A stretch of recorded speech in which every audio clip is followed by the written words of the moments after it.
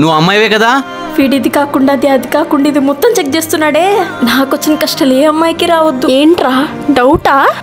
మరేంటి నీ లిస్ట్లో అంతా అబ్బాయిలే ఉన్నారు, ఫాలోవర్స్లోను ప్లస్ ఫాలోయింగ్లోను.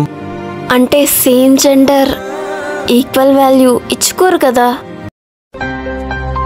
నేను ఫాలో చేస్తున్నా కానీ టెక్నికల్ గ్లిచ్ వల్ల నీకు కనిపిస్తలేదు. Technical glitch? ఈ ఒక్క పదం తెలిసిపోయి అందరికి మధ్య. నాకెందుకులే, దీన్ని రిక్వెస్ట్ బాక్స్ ఓపెన్ చేస్తా. చాలా మందిని రిస్ట్రిక్షన్లో పెట్టేశావు నేను చూడొద్దని. బ్లాక్ లిస్ట్ ఇంకా ఎడా?